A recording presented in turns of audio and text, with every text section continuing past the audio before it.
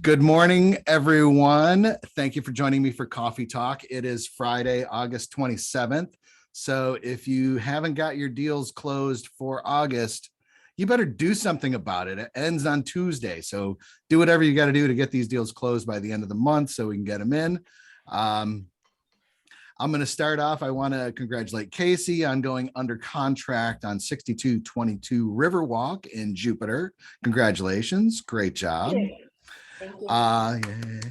Yay. I also want to congratulate Diane. She turned in what, 1, 2, 3 rentals this week, I think it was. So Wow. outstanding work. Great job. And I know you've got more more working and more going. So again, keep up the good work. Great job. I want to take the opportunity to announce and remind everyone that we've been invited to have lunch next Wednesday at noon at the Capitol Grill in Boca Raton. We've been invited by Matt Weaver's team from Cross Country Mortgage. This is a fantastic opportunity for all of us to get to know Matt and his team better. They really are one of the, if not the premier mortgage lender in this area. One of the great strengths that Matt has created over his period of time in business is creating strong relationships with a lot of the real heavy listing agents. And he works very hard to keep those relationships with listing agents. And the way he does it is by keeping the promises he makes when he works with a buyer. So if a listing agent has worked with Matt's team in the past and they get 5 offers in, and let's say they all come in exactly the same, except one of them comes from Matt Weaver's team. The other come from with other mortgage companies attached to it. The listing agent is more likely to accept the offer from Matt Weaver's team than from the other agencies, the other mortgage companies, because of the way he's treated them in the past and the ability he's had to get deals closed. So the bottom line is, if you're a listing agent and someone hands you an offer, you want to make sure that they are actually bona fide and that they'll get this thing all the way to closing. And if the mortgage company is kind of lax or slow, or in the case, other than Matt Weaver's team, they do a lot of refis, for example. Matt's team doesn't do refis. So because of that, he has time available to be able to work on these exclusively, and he will really do a great job to get the deal closed. And sometimes under unbelievable circumstances, I've seen him still be able to get loans to close. So really, it's an outstanding opportunity for us to get to know his team better and him better. I do believe he's got some new programs he wants to unveil to us as well at lunch. So we're very excited to do this. Again, it is next week, Wednesday, September 1st at noon at the Capitol Grill in Boca Raton. I have sent invites to everyone from the office email. I've also texted everyone on this. If you've received the invite into your calendar or into your mailbox, make sure to accept it so that that will work as the RSVP for me. I need to know who's going, because I need to tell Matt how many people we're going to have there. I can't say we're going to have, 20 people and show up with 6, So having an accurate number for me is very important to get to him. So if you haven't accepted the lunch invitation yet, please do so either through your email or through, in my case, I do it right through my calendar app on my phone. So the information should be there. Worst case scenario, shoot me a text or give me a call and say, yes, I will be there. And that will also work as an affirmative or RSVP for the meeting. In today's news, I thought this was some of the best news I could hear in a long time. Let me put it like this. I hope you're not behind in your rent. Officially last night, the Supreme Court of the United States told the administration and the CDC that they don't have the authority to make landlords basically finance their tenants' living. So the moratorium on evictions has ended officially last night, courtesy of our Supreme Court. So this should mean and again, does this mean the courts are going to be jammed with evictions over the next couple months? Maybe. So obviously now, if you're in a situation where you owe on your rent, or you owe back payments on your mortgage, this is a time when you're going to be looking to figure out what you're going to do: resolve things, or do I have to move? And if you own a home and you're upside down in it, well, or behind in your payments, not upside down, many times you're not upside down. So this is just something we want to keep in mind as we're now talking with people that evictions and foreclosures are going to start moving forward. So if you're facing any of those things, we have solutions for you, especially if you own your home, because odds are, and as we're going to get into today in our meeting, you've got equity in that. Might not be much, but it might be enough to get you out of your trouble that you're in and move you forward with your life. So these are the things that we need to keep in mind when we're working with people who might be facing some challenging situations. All right. We've got Chime set up. The websites are all set up. We've developed some knowledge on how to get these set up correctly for everyone and make them look pretty. If you haven't set yours up, make an appointment with me. My time is starting to get a little more challenged. I'm doing more interviews. We're doing more time specific things in the office. So unlike in the past where I would just say, yeah, stop in and see me, I'm here all day. I really need people to start making appointments with me to say, I'll be here from 10 to 11. I'll be here from noon to 1. Great. I can make sure that's blocked. And when you make the appointment with me, you better show up. That's all I'm going to say about it. But we need everyone to make time with me so that we can make sure that their branding is seamless, and that's part of getting your Chime set up correctly. So make sure to do that. You can either set those appointments directly through me, or you can contact Bianca and she can get them set up with me as well. Last Wednesday, we announced it in the Facebook page. We've been announcing it everywhere. And this is the last Wednesday of every month. Exit holds their Techinar. It's a half-hour, 45-minute webinar that they put out from noon to 1 the last Wednesday of every month. This last one was about Instagram, how to set up your Instagram and best practices. And honestly, it's fantastic. If I had a little bit more technological knowledge, I would actually pop up on my screen what I've done with my profile, just getting it laid out correctly. So when somebody just clicks on my picture and they want to know about me, all the information is there in an easy to read way. And, taking advantage of having that Instagram business account. And personally, I'm not a huge lover of Facebook, but I really like Instagram. And I think a lot of people have more of those feelings. It's a little more hit and run, picture and a comment, picture and a comment. It goes by quickly, unlike Facebook, where sometimes they tend to get into much longer things. So I really like Facebook. So this Instagram really gets into not only setting up your profile correctly, but things that you should be doing on Instagram to promote your business, because it's a fantastic avenue for doing that. And I see some agents who are using it, and I see others who really could benefit from using it. So this is something, again, the Techinar is available on Exit's website. Go to their training, click on the training tab, click on the webinar library. And honestly, it was Wednesday, so it's probably right on the top. But you can just scroll through their list and you'll see the webinars there. And honestly, it was a fantastic one to watch. So very beneficial. Last week, we announced a program for using the Exit Ad Center, where we will reimburse you for leads that you purchase through this. I've done some more research on it. Jason's done some more research on it. We're ready to let this program get going. So if anybody is looking to do their first ads through Ad Center, make an appointment with me. Let's get in here. Let's set it up and let's get your ad running. We found that there's ways you can do general ads. You can do listing specific ads. You can do multiple listing ads. They don't necessarily even need to be your listings, because of the way we're structured here. We can use any broker advertise. So this is an opportunity for us to get some advertising out there. It's actually advertised through Facebook, but it's targeted and it's super powerful.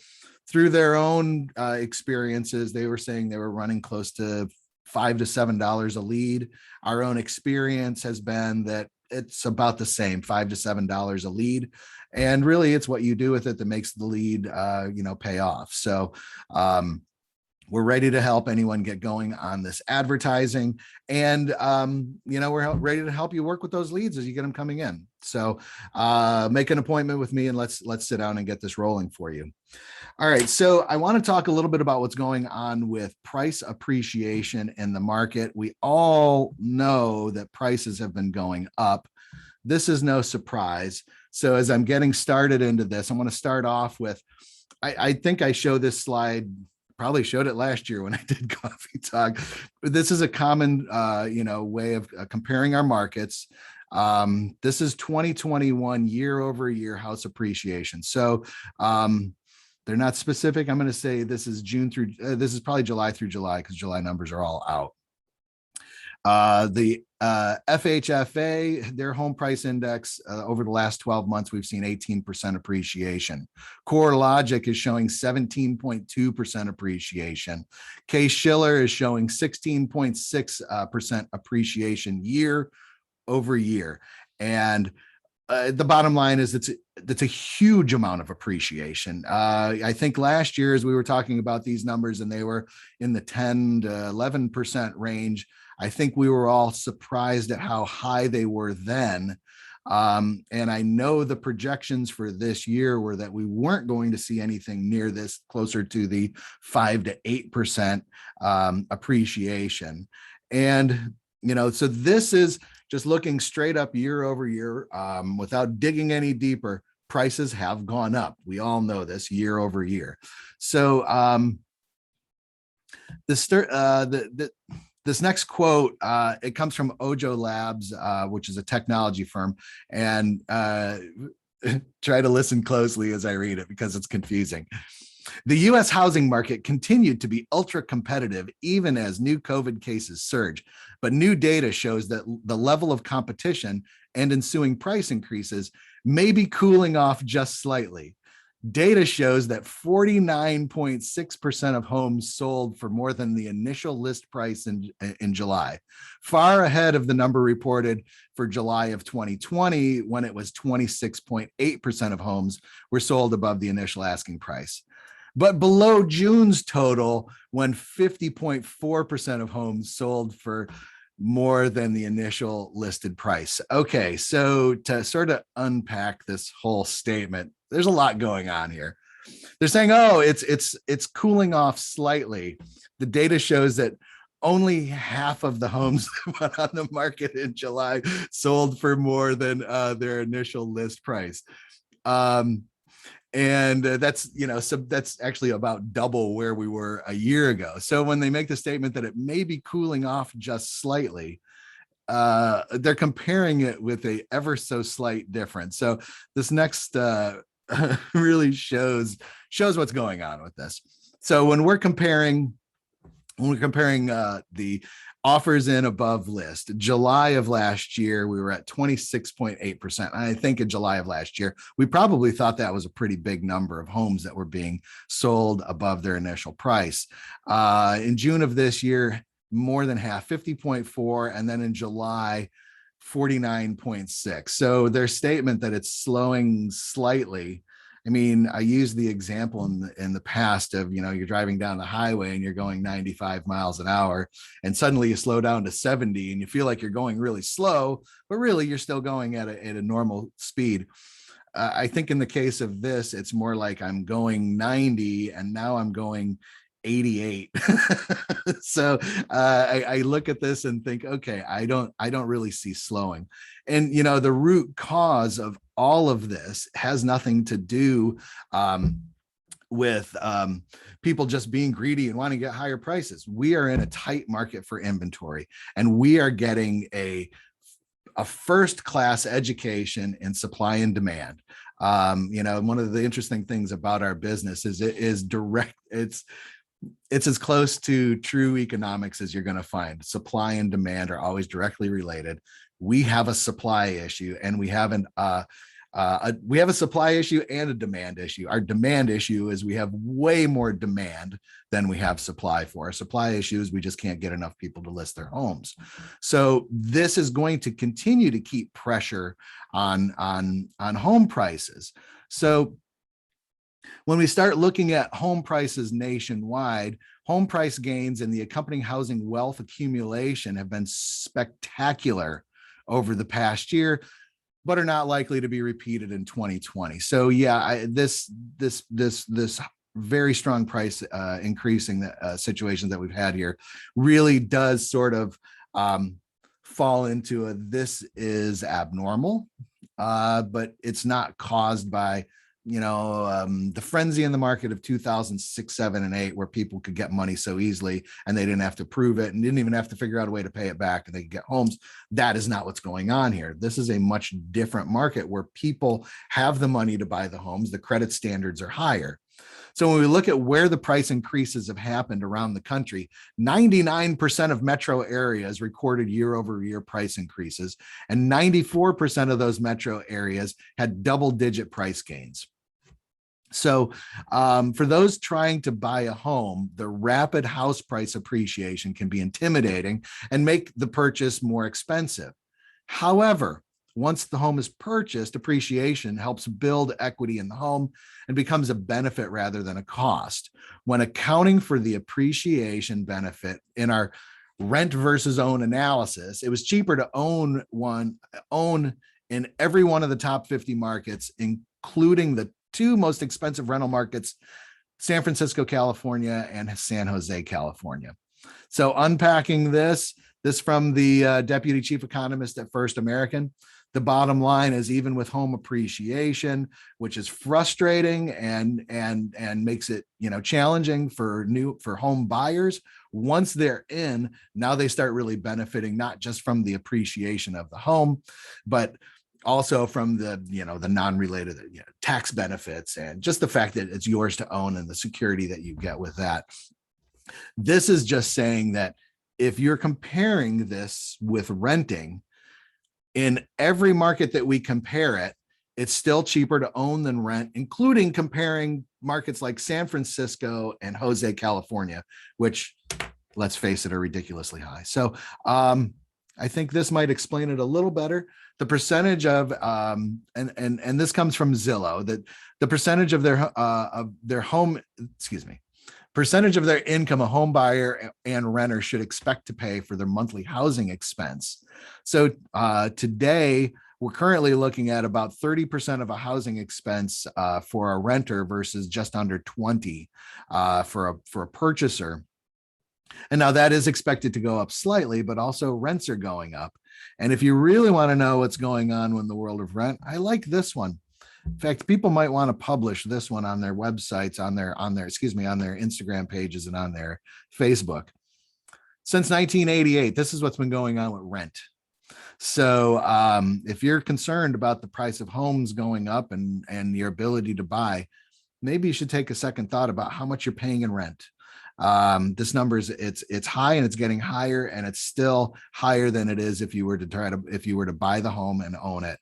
So again, this is something we should be screaming from the rooftops, that if you're renting, you are losing money, you're giving it away. You really should be buying, and there are ways to figure out how to get homes for just about everybody.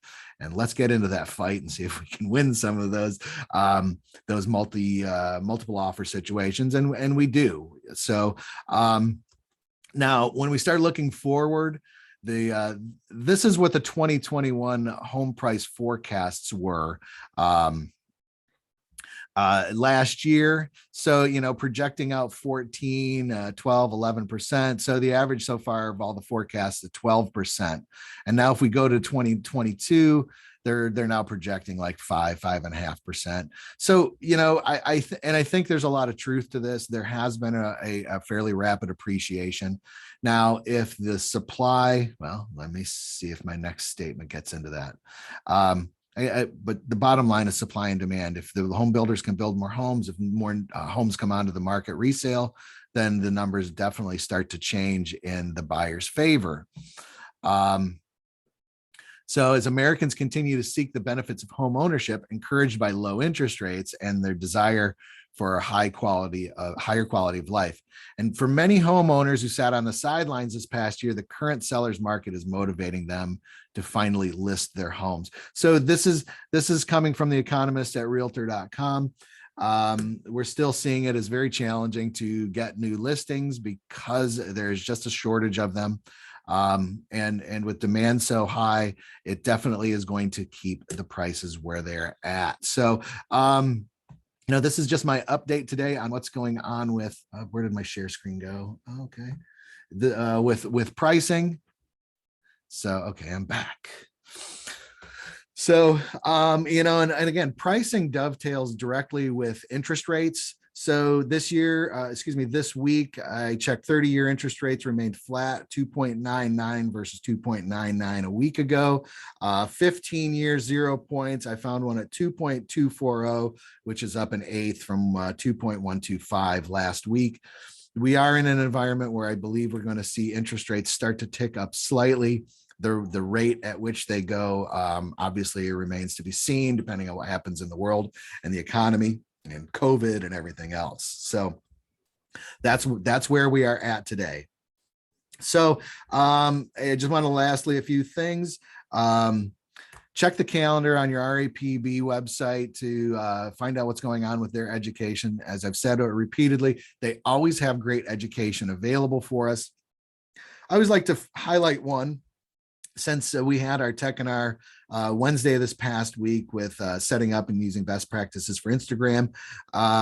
Tuesday of this week through the Realtors Association, they're offering a webinar on using Instagram Reels, which Reels are the short videos that you can create and post up. They run in slightly different channels, etc. So they're a great way of promoting your business. So here's an opportunity to get more information on using Reels and Instagram. Don't forget, September 1st, noon at the Capitol Grill in Boca. We're going to have lunch with Matt Weaver and his team from Cross Country Mortgage.